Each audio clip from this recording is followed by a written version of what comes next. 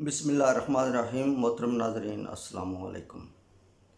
میں اپنے تمام سننے اور دیکھنے والے تمام ویورز کو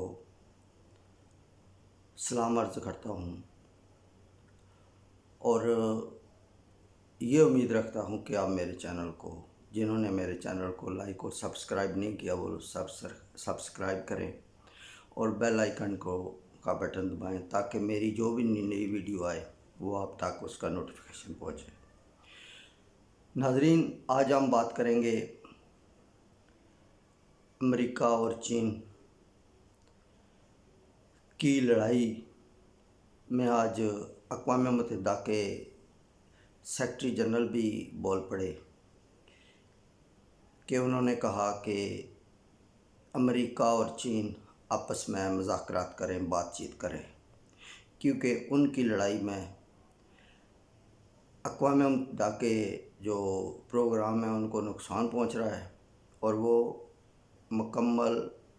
اس وقت تک وہ مکمل نہیں ہو سکتے جب تک بڑی طاقتیں مل بیٹھ کے ایک چارٹر ترتیب نہیں دیتی۔ تو اسی بنا پر انہوں نے یہ بات کی ہے کہ جو یہ دنیا کے جو بڑے ہیں، امریکہ جس کا ابھی عالمی سطح پر رول جو ہے کمزور پڑ رہا ہے اور چائنا کا رول جو ہے وہ بڑھ رہا ہے، تو میں یہ تو نہیں کہتا کہ چائنا سپر پاور ہے یا امریکہ سپر پاور ہے، لیکن ان دونوں ملکوں کے جو آپس میں چپکلش ہے اس سے یہ ظاہر ہوتا ہے کہ یہ امریکہ اپنی طاقت باہر رکھنا چاہتا ہے اور چائنا اپنی طاقت بڑھانا چاہتا ہے۔ اب یہ کیا ہوگا، کیسے ہوگا، یہ دونوں طاقتیں ہی جانتی ہیں۔ میں نے اپنی ایک ویڈیو میں کہا تھا کہ دنیا کو یہ جان لینا چاہیے کہ وہ پرامن رہتی ہیں یا بادامنی کی سطح پر رہنا چاہتی ہیں یا پرامنی کی سطح پر۔ تو یقیناً دنیا کے جو کمزور اور غریب ممالک ہیں وہ پرامن رہنا چاہتے ہیں، اپنے مسائل، اپنی عوام کا جو ان کی مشکلات ہیں وہ کم کرنا چاہتے ہیں۔ بڑی طاقتیں ہیں، وہ ان کی عوام خوشحال ہے، وہ ملک خوشحال ہیں، لیکن وہ اپنی چپکلشاں اور اپنی لڑائی میں اپنے مفادات ڈھونڈتے ہیں۔ جس طرح افغانستان کے اندر ابھی حال ہی میں امریکہ منظر عام سے ہٹا ہے، تو امریکہ کو براہ راست تو نقصان ہوا ہے، لیکن اس کی جو کمپنیاں ہیں انہوں نے کھربوں ڈالر کمائے ہیں۔ اسی طرح اب یہی لوگ کوئی نیا اکھاڑا ڈھونڈنے کی کوشش کریں گے اور موجودہ جو صورتحال ہے پاکستان کرکٹ کی وجہ سے، جس طرح نیوزی لینڈ نے بغیر کے بتائے یہ وہی سیکیورٹی ہے جو انگلینڈ کے شہزادے اور شہزادی کو دی گئی، اور یہی سیکورٹی انگلینڈ گورنمنٹ کو، انگلینڈ کرکٹ ٹیم کو اور نیوزی لینڈ کی کرکٹ ٹیم کو دی جانی تھی، لیکن انہوں نے بہانہ بادامنی کا بنا کر، سیکیورٹی کا بنا کر، لیکن اس کے پیچھے محرکات بہت بھیانک ہیں اور میں ان محرکات کو سامنے محسوس کر رہا ہوں۔ وہ محرکات کیا ہیں؟ جس طرح امریکہ ویتنام سے نکلا تھا اور کمبوڈیا کا اس نے تہس نہس کر دیا تھا، اتنے بم گرائے تھے کہ ان کی ہر طرح کی جو چیز ہے وہ تباہ ہو گئی تھی۔ تو یقیناً ہم کمبوڈیا تو نہیں ہیں، لیکن جب لڑائی ہوتی ہے تو پھر یہ نہیں کہا جاتا کہ ادھر آنکھ ہے، ادھر ناک ہے، ادھر سر ہے، تو گولی کا تو کوئی منہ سر نہیں ہوتا، وہ تو جدھر سے پھینکی جائے وہی آگے جا کے لگتی ہے۔ تو اس سے میں جو صورتحال دیکھ رہا ہوں وہ بھیانک ہے۔ اللہ ایسا نہ کرے، اور اس قوم نے، پاکستان نے دنیا کی امن کے لیے 40 سال قربانیاں دی، اور ہم نے دنیا کی بڑی طاقتیں افغانستان سے ہار کے نکلی اور ہم نے دہشت گردی کے خلاف جنگ جیتی، اور ایک ملک کے نہیں ہیں، ہم نے ایک پاکستان کے خلاف ایک بہت بڑا اتحاد ہے جس کے خلاف یہ جنگ جیتی ہے دہشت گردی کی۔ اور دنیا اپنے اپنے امن کے لیے، اپنی اپنی عوام کے لیے، اپنے اپنے مفادات کے لیے اسے کچھ پرواہ نہیں ہوتی کہ دوسرا مرتا ہے یا جیتا ہے، اسے اپنے مفاد سے سروکار ہوتا ہے۔ جس طرح امریکہ اور دوسری رشیا تھا، پہلے انگلینڈ تھا، فرانس، جرمنی، یہ بڑے بڑے ملک، آسٹریلیا، ساؤتھ افریقہ، یا اس طرح کے برازیل، بڑے بڑے ملک ہیں، ان کے بڑے بڑے مفادات ہوتے ہیں۔ ہم تو ایک درمیانے درجے کے ملک ہیں، اور 23 کروڑ آبادی کے لیے کوششیں کر رہے ہیں، ان کے مسائل کے لیے، ان کی آباد کاری کے لیے، ان کے فوڈز کے لیے۔ تو پاکستان کو ان تمام مشکلات سے نکلنا ہے، لیکن امریکہ اور یہ جو اتحادی ہیں یہ اب نیا کھیل کھیلنے جا رہے ہیں پاکستان کے خلاف۔ تو مجھے اس میں کہنے کی ضرورت نہیں ہے، ہم انشاءاللہ پوری قوم بھی تیار ہیں اور ہماری فوج بھی تیار ہے، اور پاکستانی قوم فوج کے بالکل ان کے کندھے سے کندھا ملا کر لڑنے والی ہے۔ یہی وجہ ہے کہ ہم نے بے شمار جنگیں جیتی، اور آخری جنگ ہماری دہشت گردی کے خلاف تھی، وہ بھی ہم نے جیتی۔ ہمیں اس سے کوئی سروکار نہیں ہے کہ امریکہ افغانستان سے ہارا یا جیتا، ہمیں صرف یہ اس سے لگا ہوا ہے کہ افغان قوم جو ہے وہ آزاد ہوئی اور وہ اپنے فیصلے خود کرے گی۔ اب بات اور طرف نکل جائے گی۔ افغانیوں، ہماری جو طالبان حکومت ہے، اس کو بھی چاہیے کہ وہ دنیا کو ساتھ لے کر چلے، جس طرح بار بار کہا جا رہا ہے کہ وہ اپنی حکومت میں ایسی عورتوں کے تعلیم کے متعلق ایسے قوانین بنائیں جو عالمی سطح پر تسلیم کیے جائیں۔ کچھ ایسے قانون ہوں گے یا جو ہیں وہ ہمیں بھی پتہ ہے کہ وہ ہمارے مفادات میں نہیں، ہماری قوم کے مفادات میں نہیں ہیں، لیکن جس جنگل میں ہم رہتے ہیں وہاں کے جانوروں سے دوستی ہونا ضروری ہے۔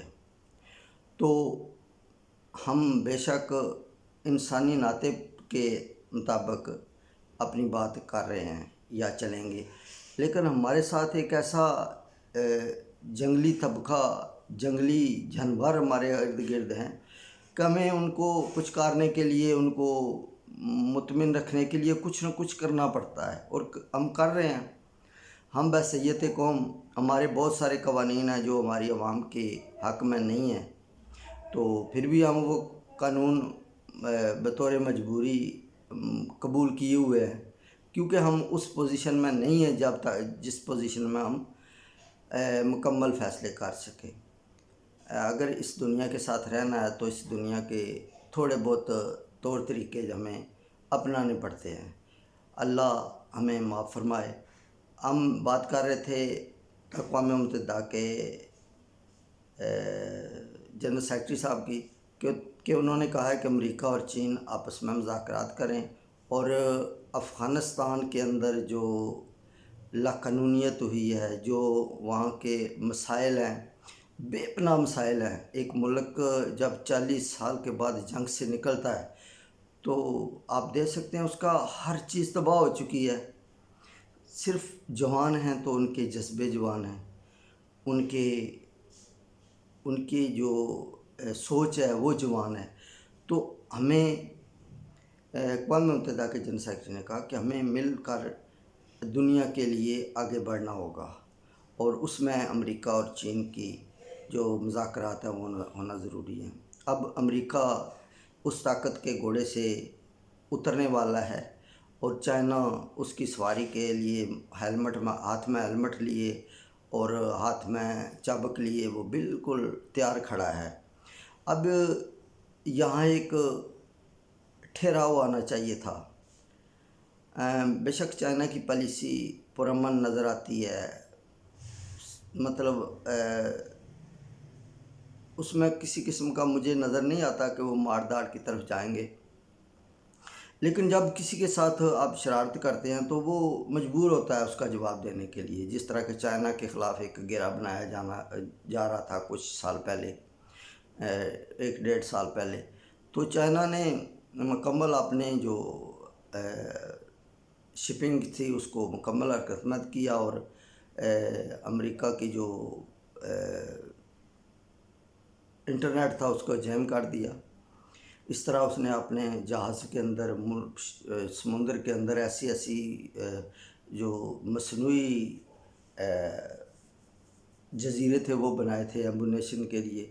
تو ان کے اندر کیا تھا یہ تو چائنی جانتا ہے، لیکن میں ایک بڑے پراعتماد میں یہ بات کر سکتا ہوں کہ اس کے اندر ان کے اسلحے کے کنویں تھے جو سٹور تھے، وہ بھرے پڑے تھے کہ اسے واپس بارڈر کی طرف نہ آنا پڑے، وہ اپنا ایمبونیشن وہیں سے لے اور جنگ کرے.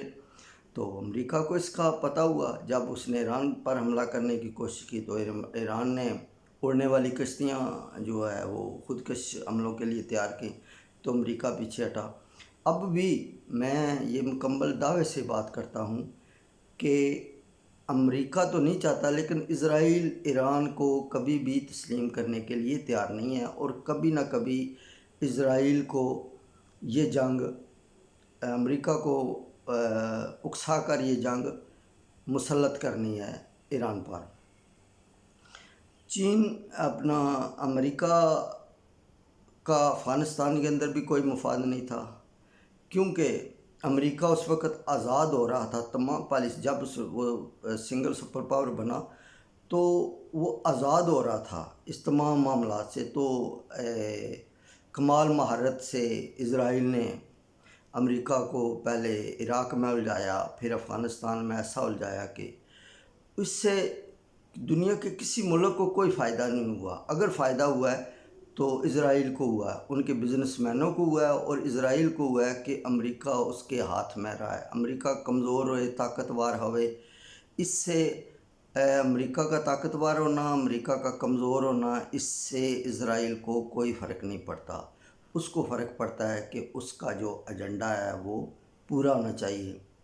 تو امریکہ جتنا کمزور ہوگا اتنا اسرائیل کے لیے فائدہ مند ہوگا، اور امریکہ جتنا بھی کمزور ہو جائے ایک طاقتور ملک ہے، ایک طاقت ہے، تو اس کو تسلیم کیا جانا چاہیے. یہی بات اقوام متحدہ کے جنرل سیکرٹری صاحب نے کی، اور اسی میں دنیا کی نجات ہے. دنیا کے لوگ جن کا امریکہ پر اثر ہے وہ اثر انداز ہو سکتے ہیں، وہ امریکہ کو مجبور کریں. جن ممالک کا چائنا پر اثر انداز جو ملک ہو سکتے ہیں وہ چائنا پر اپنا دباؤ ڈالیں، اور یہ ملک مذاکرات کریں، اور دنیا کے لیے ایسے مواقع تلاش کریں، ایسے ماحول تلاش کریں کہ دنیا امن کی طرف، محبت کی طرف، ترقی کی طرف بڑھے. تو ناظرین، میں اپنی ویڈیو کا اختتام یہیں کرتا ہوں، اور دعا گو ہوں کہ اللہ تعالیٰ آپ سب کو اپنے حفظ و ایمان میں رکھے.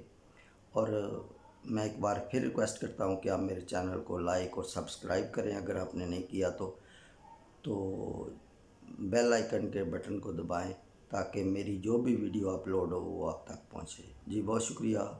اللہ آپ سب کا حامی و ناصر. اللہ حافظ.